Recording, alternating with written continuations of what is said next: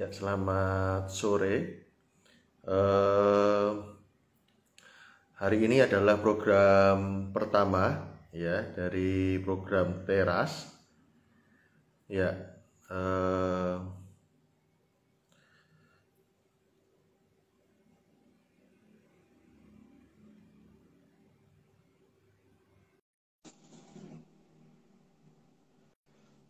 dari hari ini program Teras ini adalah perdana dan singkatan dari teman rasa saudara.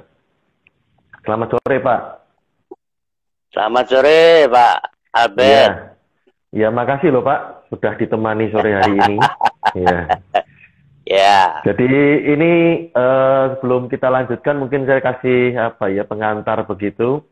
Jadi ini program perdana Pak. Jadi pertama kalinya saya rilis program judulnya Teman Rasa Saudara. Jadi Teras gitu.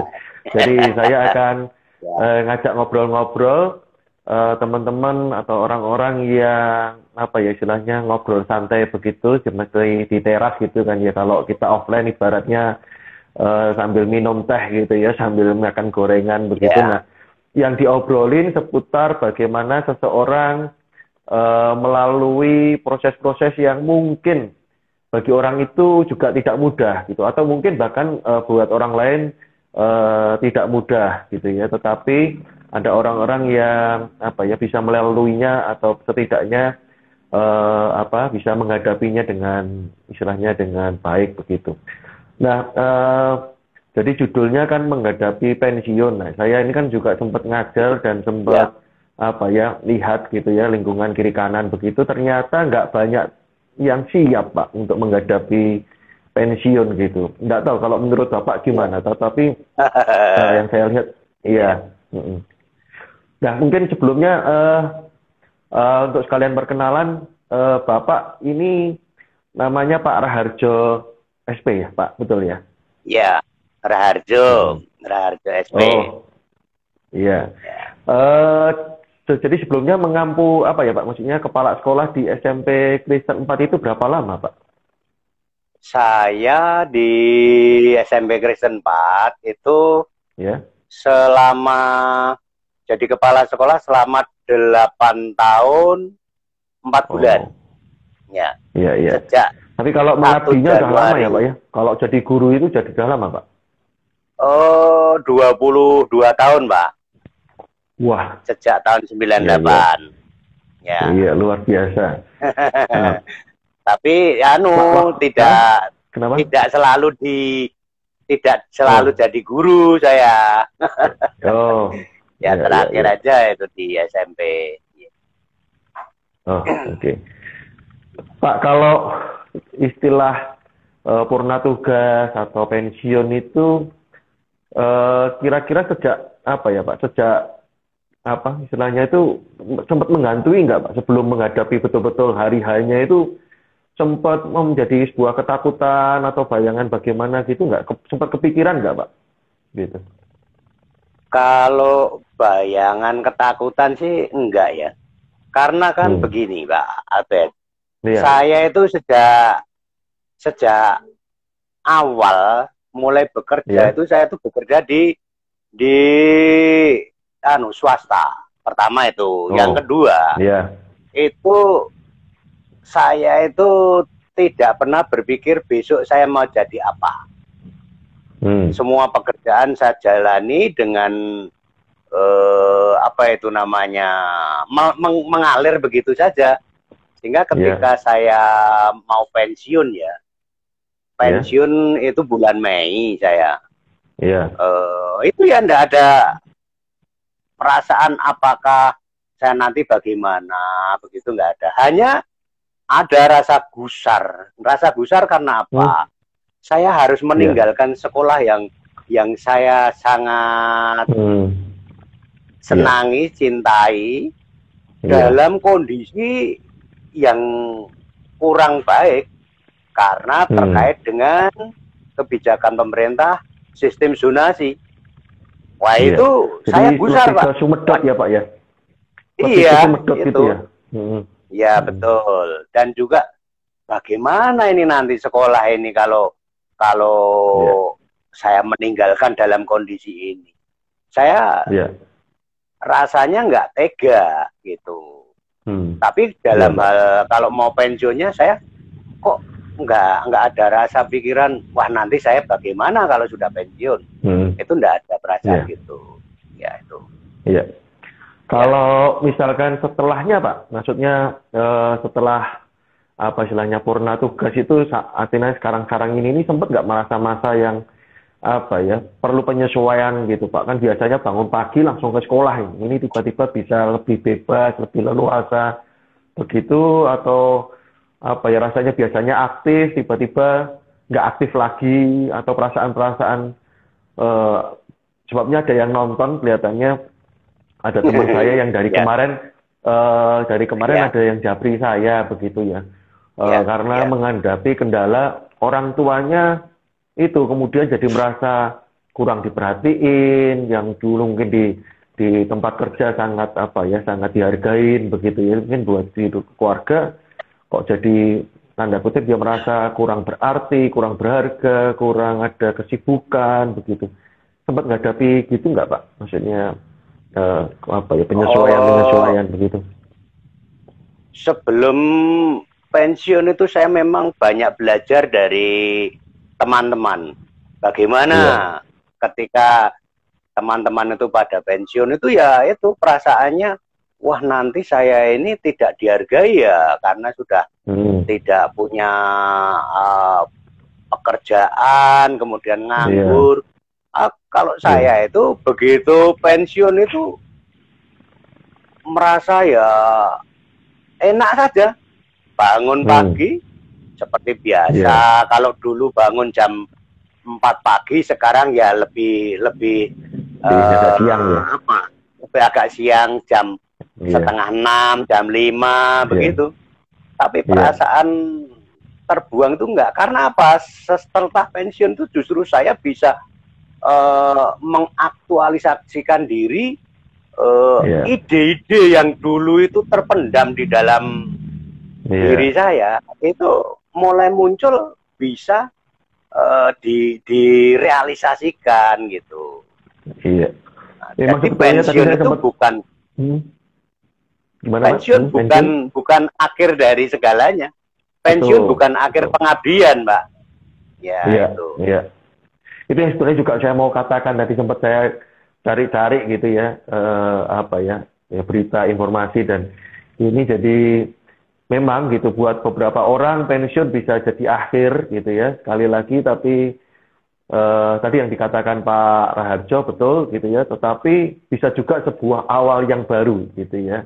Jadi bukan akhir tapi sebuah babak episode yang baru begitu. Jadi betul. Ya, dan memang pejuang dan khawatir itu di dalam bahasa Inggrisnya selisih dikit gitu ya.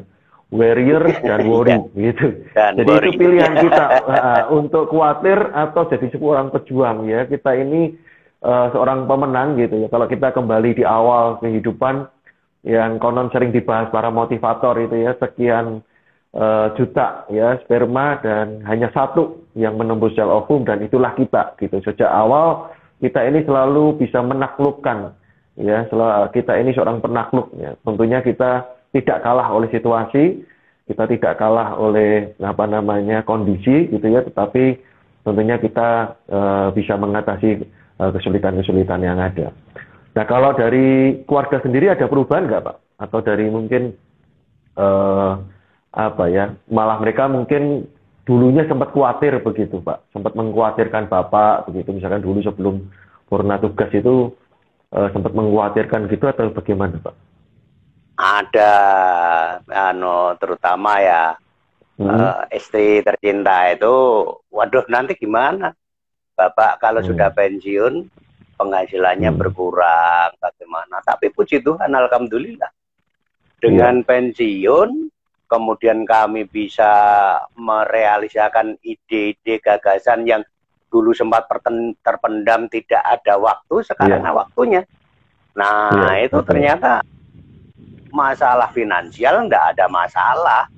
Jadi dan saya yakin bahwa dengan keyakinan saya, kemudian keimanan saya itu pasti ada pertolongan gitu. Jadi semua malah menjadi lebih baik gitu. Itu yang saya rasakan ya. Tapi saya juga banyak melihat juga teman-teman ada yang pensiun itu ngelokro. Padahal kalau bagi saya usia 60 itu usia emas kedua saya. Jadi saya merasa sekarang ini, oh ya, ini saya punya semangat untuk bekerja. Kalau dulu bekerja keras, sekarang bekerja cerdik gitu. Jadi jangan sampai kita bekerja keras toh. Dulu bekerja keras dan cerdas, sekarang cerdik.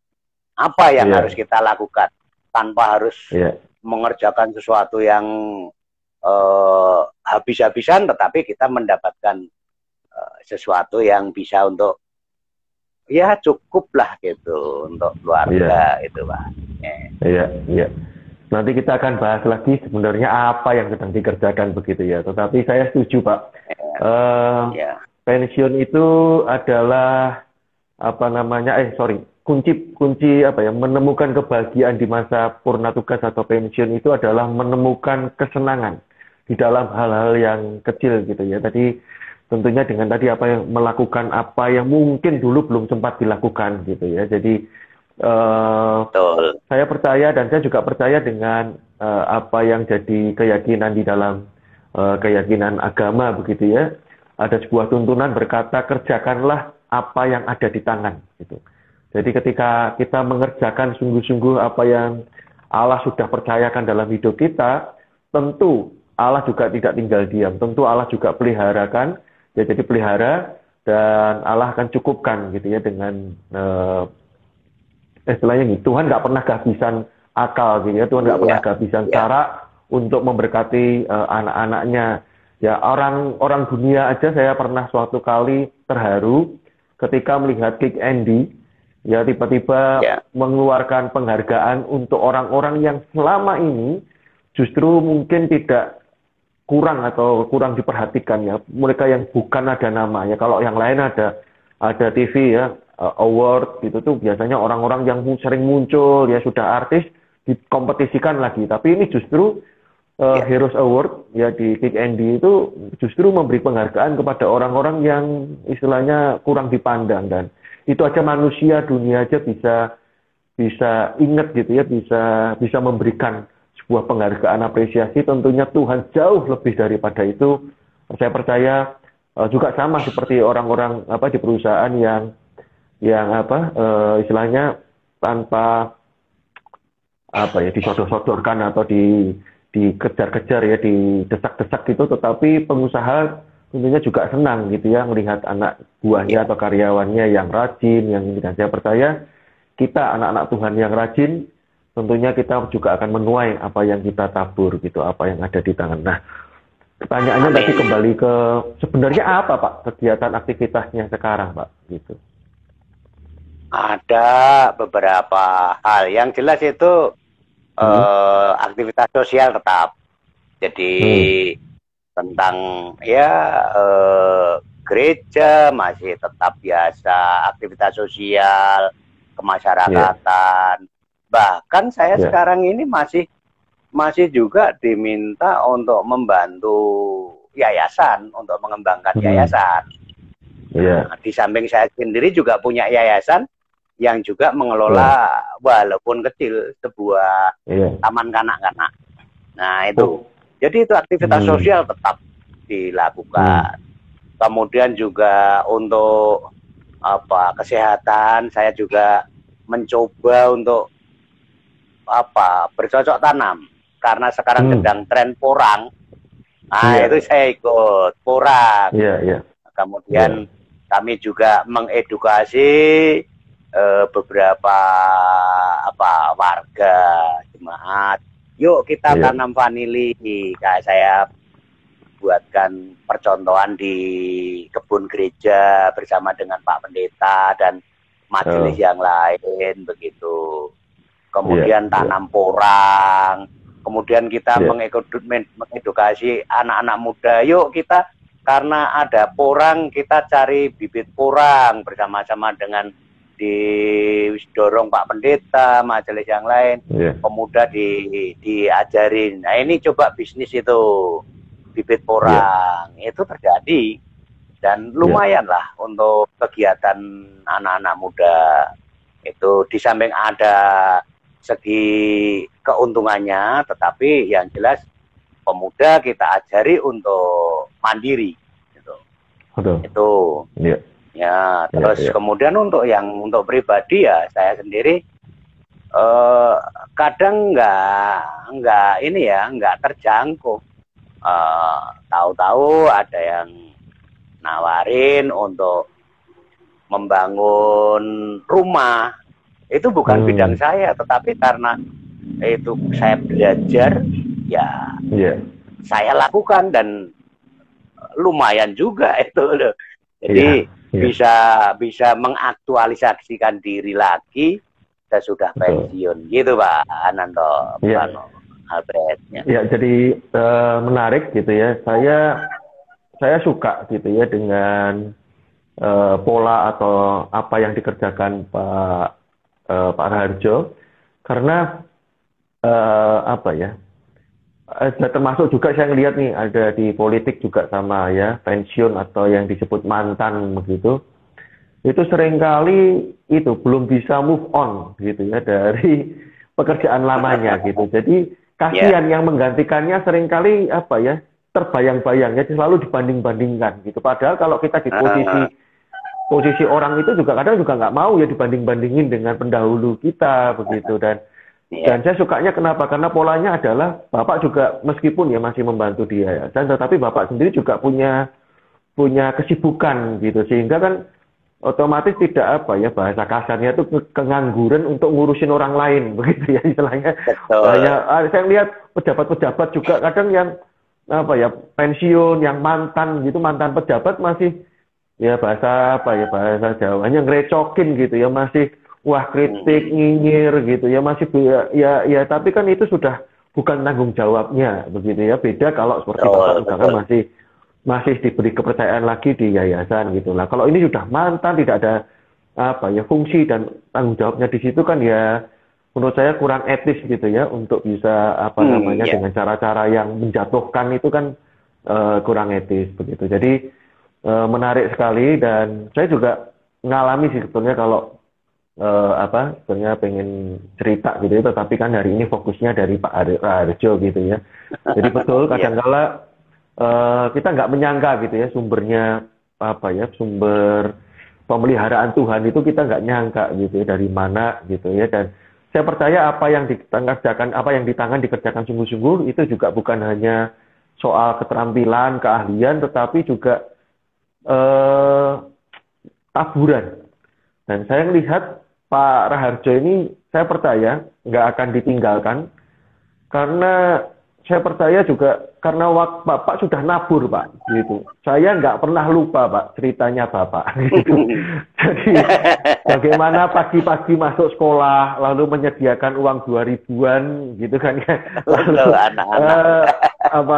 istri menyediakan makan di kantin, lalu sampai kalau murid nggak masuk sekolah Bapak cari ke warnet atau ke mana atau ke pinggir jalan perempatan.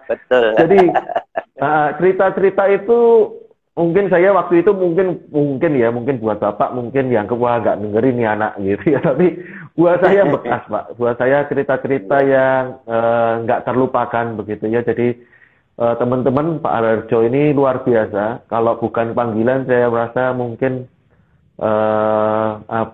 nggak mungkin gitu ya. Jarang saya lihat yang guru-guru lebih dari sekedar mengajar begitu ya. Jadi totalitasnya luar biasa gitu. Jadi ini di sekolah yang maaf kata muridnya juga kurang mampu begitu, sehingga dia banyak tantangan. Dan Pak Raharjo ini pagi-pagi harus tanya gitu muridnya sudah makan atau belum gitu. Jadi kalau belum makan disediain makan, kalau nggak bisa pulang, nggak bisa nggak ada dana untuk naik angkot, naik transportasi ya juga dikasih, yang nggak masuk juga dicari gitu ya.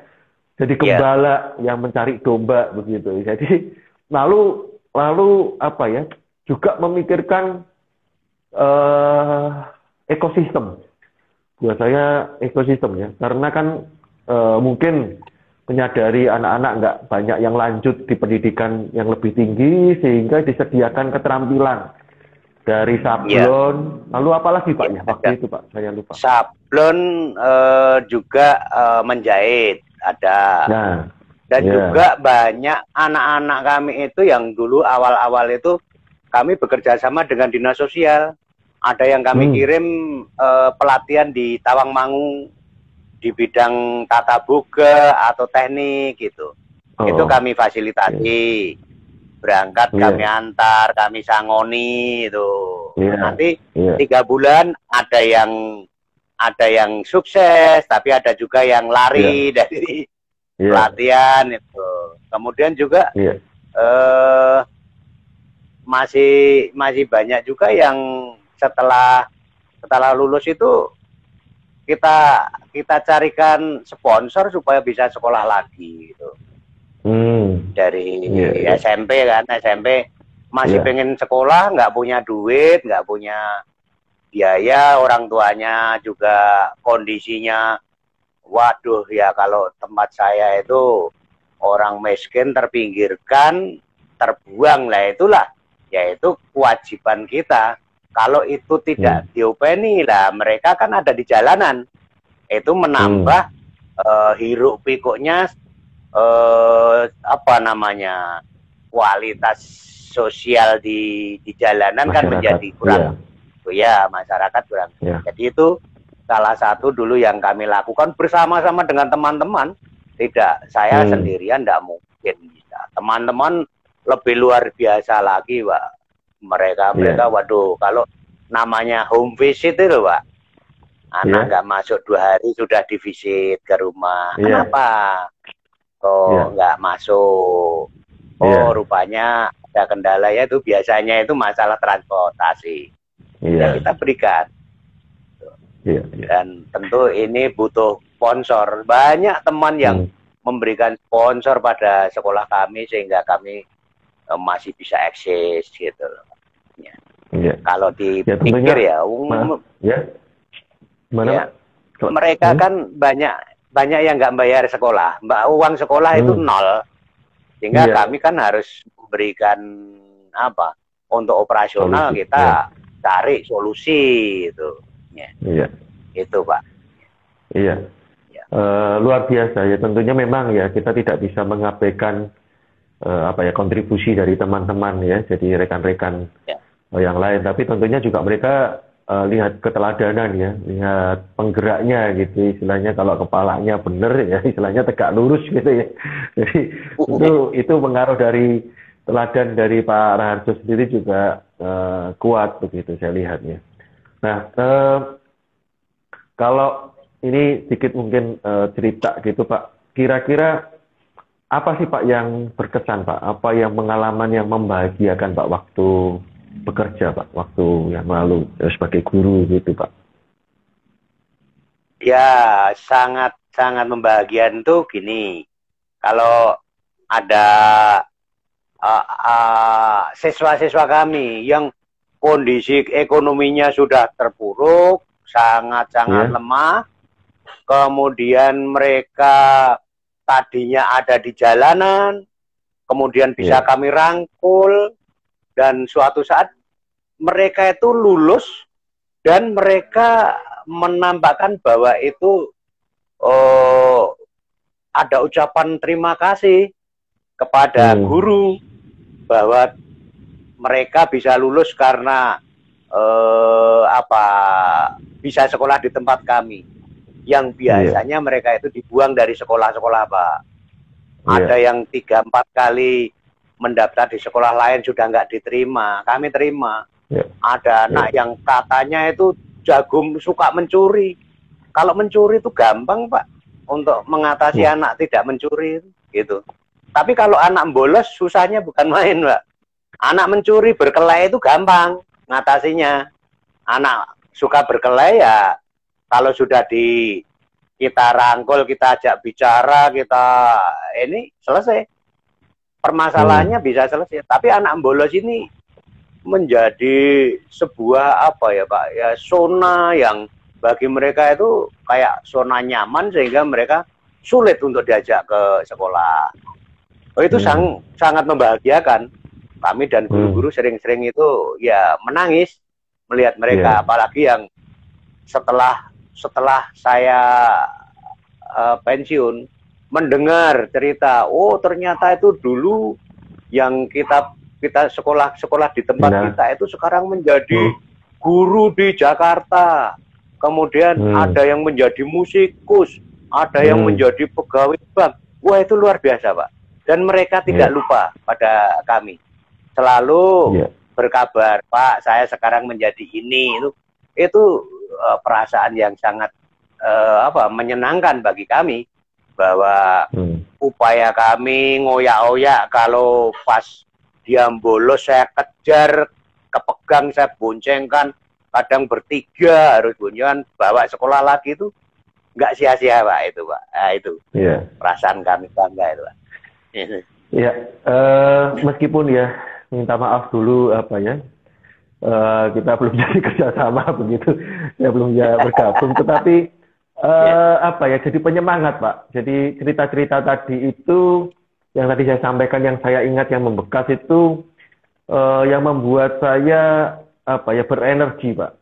Ya, saya juga bukan orang yang sempurna gitu ya. Kadang pernah capek, pernah secara fisik pun juga benar-benar capek begitu ya, secara pemikiran dan ini. Tetapi terus kemudian kalau saya ingat-ingat cerita itu tuh jadi penggugah semangat gitu ya, membangkit energi baru gitu Pak. Istilahnya saya masih merasa kok jadi guru yang manja sih gitu ya, belum ada apa-apanya ini gitu, dengan tantangan yang saya hadapi, dengan apa yang Bapak dan teman-teman kerjakan, itu buat saya jadi inspirasi gitu ya, buat saya jadi ya itu tadi, ketika lemah begitu ya, membuat saya bangkit lagi, berapi-api lagi untuk punya hati kembali kreatif gitu ya, memunculkan ide-ide baru atau cara-cara atau gimana ya, terbentur tadi anak-anak nakal gitu ya, aduh ini gagal, nggak berhasil, coba cara lain. Nah, waktu-waktu itu yang saya dapatkan itu dari mengingat cerita-cerita yang Bapak kerjakan dengan teman-teman itu sih Pak gitu. Jadi terima kasih buat yang Bapak kerjakan itu ya, sangat menginspirasi sekali gitu Pak. Nah, kalau tadi Bapak kan sempat nyinggung beberapa kali melihat teman-teman yang purna tugas gitu ya. Kalau menurut analisanya Bapak, kira-kira apa sih Pak yang bikin orang tuh nggak siap dalam menghadapi purna tugas gitu Pak? Ya, itu ada beberapa hal itu Pak ya. Yang pertama itu kadangkala kita itu tidak mau belajar skill lain Pak. Kalau orang sudah menjadi guru mengajar ya udah tertumpu pada mengajar, enggak. Harus ada skill lain. Side skill itu harus ada, itu yang pertama. Jadi enggak boleh orang itu pokoknya saya hanya spesial satu hal. Nah, ketika pensiun dengan spesial satu hal itu, dia akan merasa ditinggalkan, diabaikan. Tetapi kalau punya side skill, ya dia bisa banting setir. Itu yang pertama. Yang kedua masalah psikologis Pak sebenarnya. Jadi hambatan psikologis orang pensiun itu karena ada konotasi di dalam masyarakat itu, wong pensiun ki wis wong sudah nggak berguna, nggak bisa apa-apa. Itu salah sekali, itu psikologisnya. Yang kemudian juga ada itu namanya, yang tadinya zona nyaman itu harus dihilangkan, harus berani berubah setiap saat. Karena kalau kita sering membaca itu kan, yang abadi itu kan perubahan. Nah itu betul. Yang kita selalu berubah. Sekarang kalau tidak mau mengikuti perubahan zaman, ya sudah, pasti akan kena post power syndrome. Nah, kalau sudah itu maunya itu ya marah-marah aja pada siapa aja. Nah, sekarang saya kalau ke sekolahan itu nengok sekolahan, halo apa kabar teman-teman, mereka cerita, saya bisa dengarkan, wah teman-teman sekarang di sekolah ada program ini, saya berikan support, oke, saya selama saya bisa bantu support, akan saya support, bantu apa yang bisa saya bantu. Jadi bukan ngerecokin, wah kamu harus begini, enggak bisa begitu. Kita harus sudah lepas dari semuanya itu. Dan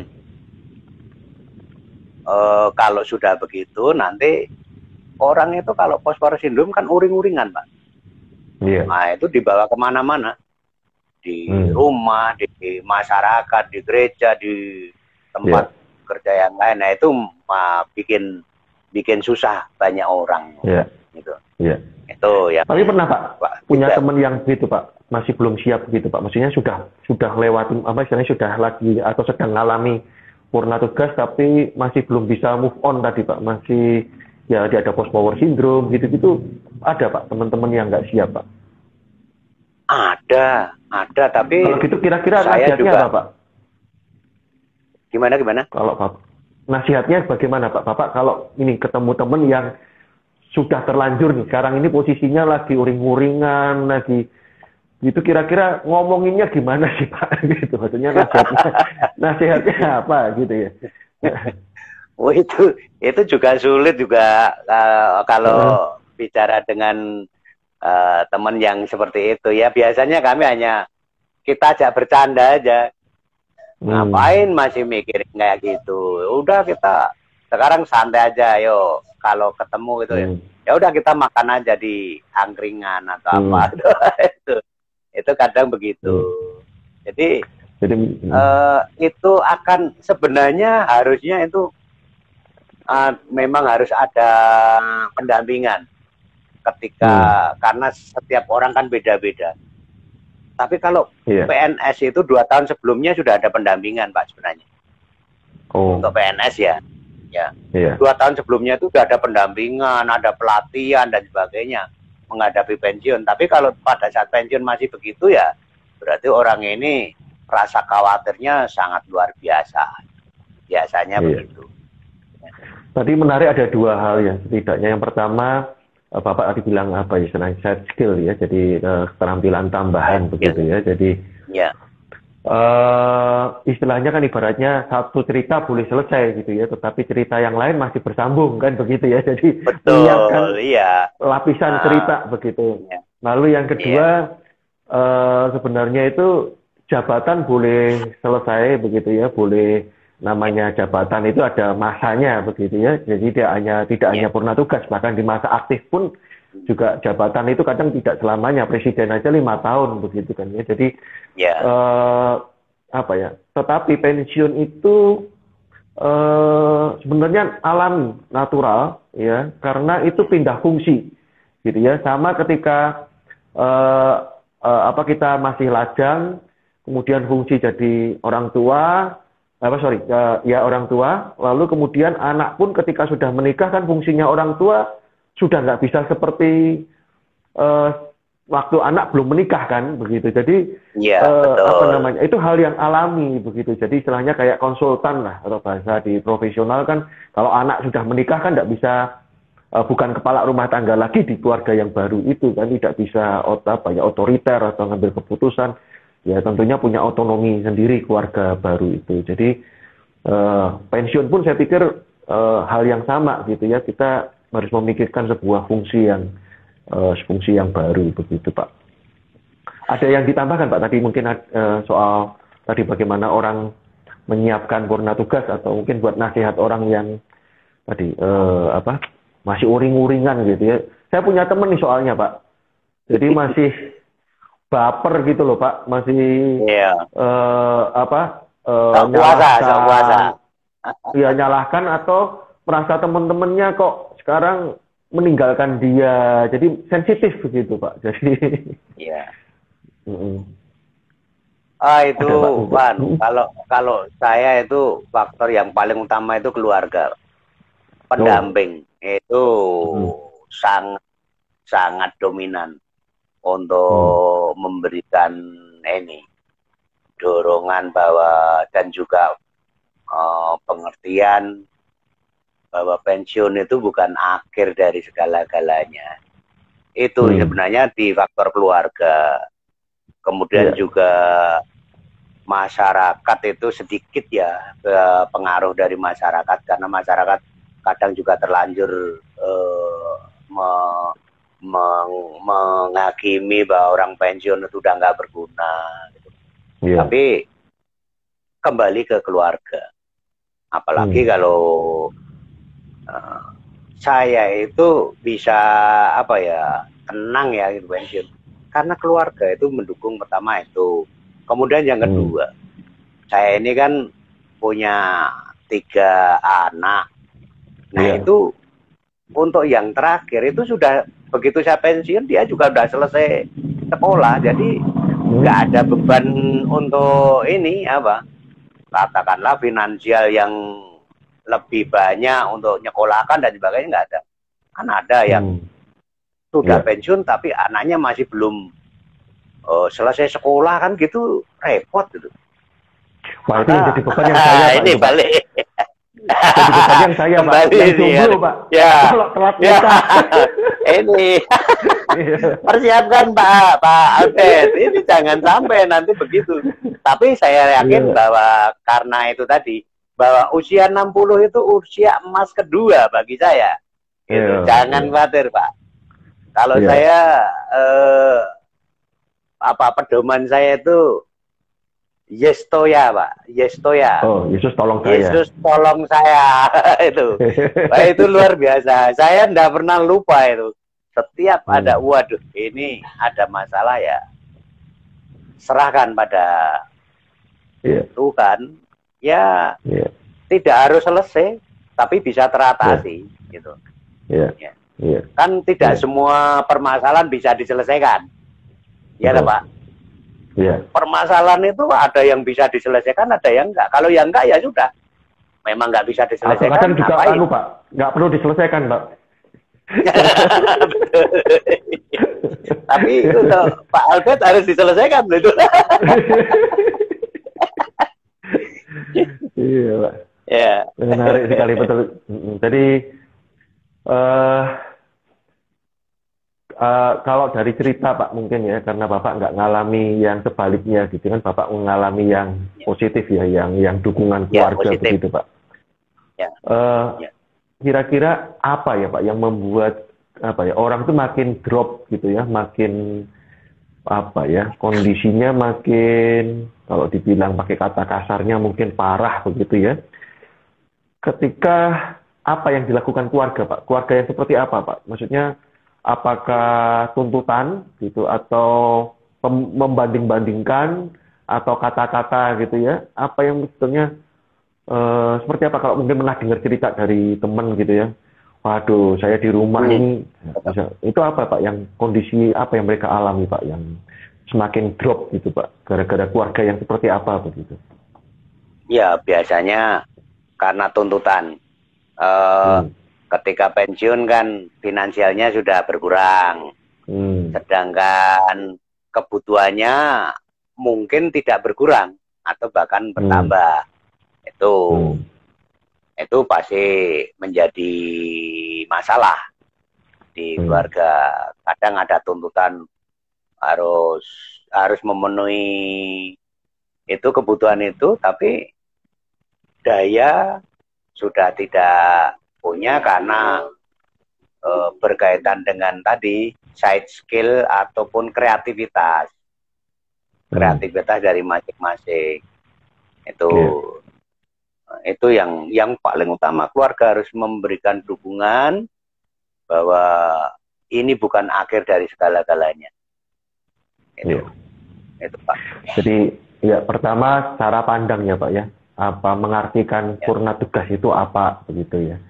Lalu yang kedua dukungan keluarga gitu ya. Dan 3 mungkin analisa ya kebutuhan, dan istilahnya gini, pengalaman bukan guru yang terbaik menurut saya, tetapi pengalaman yang diambil hikmahnya itu yang jadi sebuah pembelajaran begitu ya. Jadi dan pengalaman itu tidak harus kita yang alami, itu bisa jadi orang lain, pengalaman orang lain yang kita alami. Dan kalau memang ternyata masalahnya misalkan soal finansial, ya tentunya tadi misalkan ada persiapan-persiapan gitu ya, ada side skill, ada ini. Tetapi kalau masalahnya psikologi, ya ini mungkin saya ambil porsi sedikit gitu ya. Yang saya tahu lelaki itu memang apa ya, diciptakan takdirnya itu ada di tangan gitu ya, ada di definisinya di bahasa asing yang lain itu di definisinya di tangan gitu. Jadi memang ketika tidak bekerja itu hal yang sensitif buat harga diri seorang lelaki gitu. Sehingga padahal seorang perempuan itu diciptakan untuk menolong gitu ya, dan diciptakan untuk diperintahkan untuk memberi hormat gitu. Jadi seorang laki itu kebutuhan dasarnya itu memang dihormati ya, dihargai begitu. Jadi itu yang perlu mungkin diperhatikan gitu ya di keluarga begitu ya. Jadi khususnya kalau yang pensiun itu laki gitu ya. Jadi itu hal yang akan sangat jadi hal yang sensitif gitu ya. Beda konteksnya lagi kalau di perempuan gitu, dan apalagi kalau perempuan kan bisa curhat ya, seringkali kalau laki kadang dipendam nggak bisa curhat gitu loh. Jadi ini kan butuh treat yang berbeda gitu, butuh penanganan yang berbeda begitu. Dan tadi kita meletakkan harga diri ya, tadi meletakkan kebanggaan, meletakkan ininya ada di mana begitu ya. Tadi kalau kita meletakkan pada keberartian hidup kita ketika kita menolong orang lain gitu ya, keberfungsian tentunya jadi kita tidak ketika pilihan pekerjaan itu kan, pekerjaan hanya salah satu cara alat untuk bagaimana kita bisa menolong orang lain begitu. Jadi bukan itunya yang berakhir gitu ya. Jadi ceritanya belum berakhir begitu. Jadi itu yang mungkin kita bisa ambil beberapa poin-poin penting di pembicaraan kita sore hari ini begitu. Dan saya percaya begitu ya. Jadi tadi betul yang sudah disampaikan Pak Arharjo, kita ini ciptaan, kita ini terbatas ya, bukan hanya soal pensiun atau purna tugas gitu ya. Jadi bahkan ketika masih aktif pun ya tidak semua masalah kita bisa tangani gitu ya. Juga bagaimana keimanan seseorang, bagaimana kedekatan seseorang dengan Sang Pencipta itu sangat menentukan juga ya. Saya percaya Bapak yang baik, Tuhan yang baik juga pasti tidak akan meninggalkan. Dan saya menariknya nanti mungkin saya boleh menyimpulkan satu lagi itu juga ya, jadi bukan tiba-tiba di akhir gitu ya. Jadi sama dengan kalau kita ini kan yang kalau tadi dikatakan yang abadi perubahan, tetapi juga yang pasti dalam hidup ini kematian, gitu kan. Ya, ini kan bukan hanya soal pensiun gitu, Pak. Jadi kan bukan soal ini baru-baru ini terjadi Sriwijaya gitu ya. Ini kan bukan soal matinya itu jadi penumpang atau bukan gitu, tapi yang diluputkan dari pesawat jatuh pun juga suatu saat akan menghadapi kematian. Nah, artinya kan ketika bekerja pensiun di akhir itu kan bukan soal nanti pensiunnya bagaimana, tetapi ketika bekerjanya seperti apa ini juga menentukan gitu ya. Contoh, ya kita tentunya ya saya percaya Pak Raharjo, kami semua kita yang ngajar jadi guru melihat murid sukses saja udah seneng banget gitu kan ya, tanpa mereka terima kasih atau Nah, artinya ketika kita bekerjanya benar, kita nabur yang benar, saya percaya kok kita pasti nuai, walaupun imbalan atau tuaian itu tidak kita harapkan gitu. Tetapi kalau kita nolong orang di masa kita bekerja dengan baik, bukan koruptor, bukan sembarangan bekerja yang sungguh-sungguh. Nah, itu juga yang akan menentukan nanti tuaian kita di akhirnya seperti apa gitu ya. Jadi jangan waktu udah pensiun baru mikir nih harus kalau sudah pensiun mendekatkan diri sama Tuhan ya, mau ngantri pulang begitu kan, bukan di akhirnya gitu, tetapi takut akan Tuhannya juga dibangun ketika masih aktif bekerja begitu ya. Kira-kira begitu ya Pak ya? Setuju Pak? Iya betul. Setuju Pak. Setuju. Ada yang ditambahkan di sini. Nah, ya ini Pak, apa namanya, kalau misalkan sekarang ada di hadapan anak-anak muda gitu Pak, eh lihat dari semua apa yang Bapak pelajari ya, hikmah dalam kehidupan ini, mutiara-mutiara kehidupan yang Bapak dapatkan gitu, apa Pak kira-kira nasihat untuk kami Pak? Gitu Pak.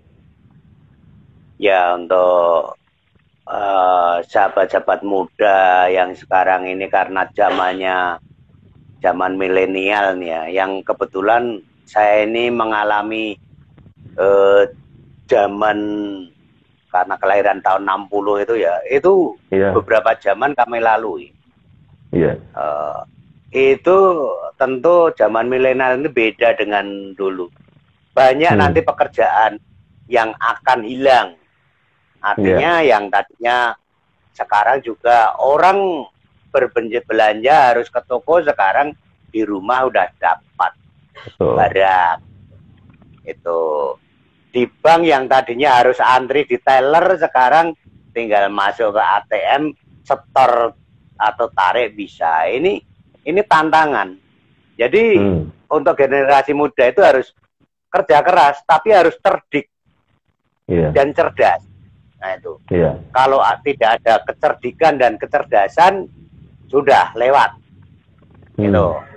Jadi kerja keras tapi cerdik dan cerdas. Nah, itu yang perlu dilakukan oleh generasi muda. Nah, juga masalah yang sekarang ini terjadi, generasi muda kita itu miskin literasi, Pak. Sangat-sangat sulit untuk membaca. Gitu. Jadi kalau membaca WA memang bisa tahan ya Pak. Tapi membaca buku itu Pak. Iya. Nunggu yang di apa? Itu. Apalagi kalau yang ditaksir ya nggak balas-balas gitu kan, nunggunya kuat juga. Betul. Nah, gimana Pak lanjut terus? Jadi literasi itu sekarang kan juga terbuka di internet. Kita mau belajar apa saja ada di situ. Nah, itu literasi itu harus literasi digital dikerjakan. Tapi juga literasi yang konvensional tetap harus dikerjakan. Karena ada hal-hal yang secara digital belum bisa dipenuhi, di konvensional ada. Seperti buku-buku itu tetap dibutuhkan. Dan itu harus kita dorong pada generasi muda untuk belajar mencintai literasi. Karena untuk mencapai cerdik dan cerdas, apalagi berhikmat, itu tetap lewat belajar membaca itu. Itu Pak, tutupan kami ya. Luar biasa Pak Aljo tadi menyampaikan juga soal pengembangan diri ya, soal ini, dan luar biasa loh, juga tidak gaptek ya, termasuk sore hari ini. Dengan terima kasih Pak. Di akhir penghujung ini ngobrol-ngobrol Pak, kan tadi juga bicara soal dukungan keluarga Pak. Nah gini kan, kembali ke keluarga begitu kan ya, akhirnya kan yang harus menerima itu kan keluarga ini. Nah padahal yang saya lihat di zaman yang serba bebas, serba ngomong aja boleh gitu ya, sampai caci maki aja, atau konten-konten yang porno, jorok, kata-kata kasar, itu sekarang bertebaran di YouTube, di TikTok. Nah, pertanyaan saya gini sih Pak, bagaimana supaya kompak gitu kan ya? Sudah tidak waktunya lagi anak muda itu nyalahin orang tua nyalahin anak muda. Dua-duanya saling membutuhkan. Ya, di orang tua punya kebijaksanaan, hikmat, sementara orang muda mungkin punya energi, punya kreativitas mungkin ya. Jadi ada dua kekuatan lah intinya yang kita bisa padukan, nah termasuk di keluarga. Nah pertanyaannya kan, kalau dari kecil aja sudah sering tengkar, lalu nanti pada dewasa ada yang malah dibales gitu ya. Anak dari kecil merasa orang tuanya tidak perhatian, giliran udah tua orang tuanya dimasukin mati jompo gitu kan. Jadi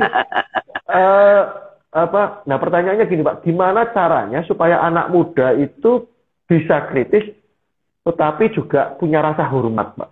Nah, ini kan problem di pendidikan.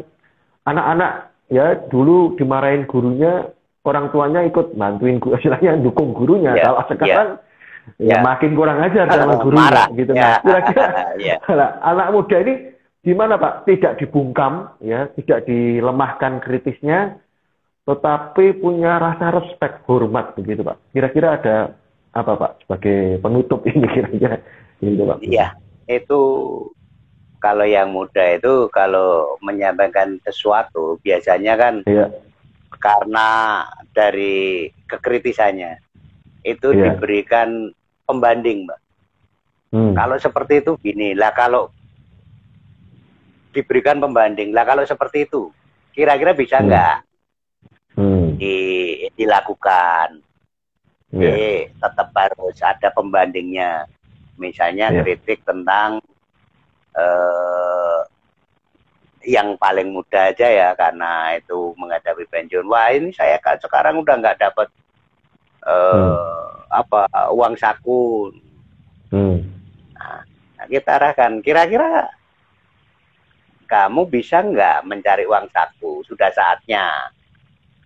Anda mencari uang saku dengan cara apa? Ya coba, mari kita gali bersama-sama. Ini kadang-kadang kan yang membuat hubungan kurang harmonis gitu ya. Demikian juga dengan pendamping. Tentu ya maunya sih tuntutannya ya semuanya harus terpenuhi. Tapi kan dengan keterbatasan itu ya kita adakan skala prioritas. Ya udahlah, ini prioritasnya sekarang ini dulu, besok dapat lagi itu yang lain gitu. Saya rasa itu bisa. Dan tapi ya memang ini kadang-kadang orang mengatakan bahwa wah, kuwi jarkoni, iso ngujar iso nglakoni. Memang sulit, Pak. Semuanya itu harus dialami dulu. Kemudian masing-masing ya mencari solusi sendiri.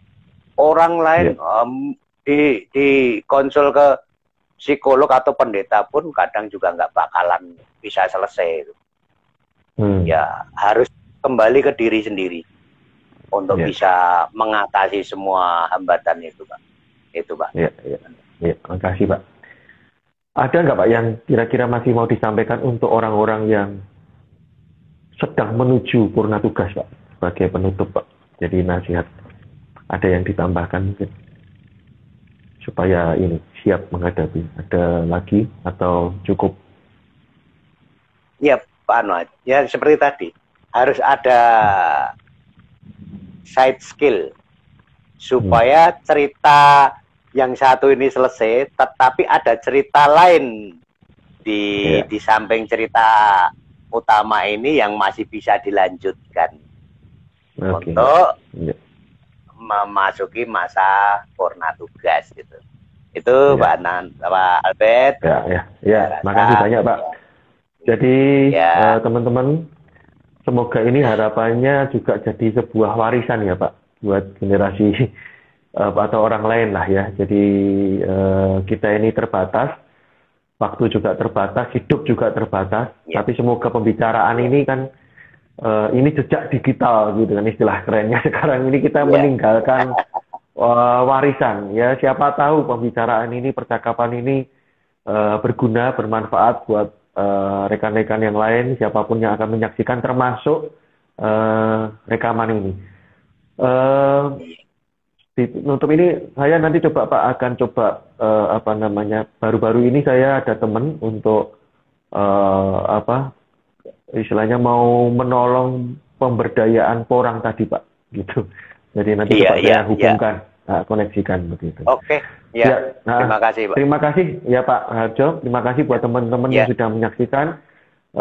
Nantikan juga program berikutnya, Teras ya, teman rasa saudara. Ada beberapa yang sudah saya jawil gitu ya, sudah saya hubungi. Itu kembali tadi khusus untuk program Teras ini adalah kesaksian atau istilahnya cerita-cerita dari teman-teman yang berjuang, yang tidak menyerah dengan kondisi yang ada gitu. Terima kasih Pak, sampai ketemu di lain kesempatan. Terima kasih Pak. Ya, terima kasih kembali. Ya, Tuhan memberkati. Terima kasih. Ya. Terima kasih Pak.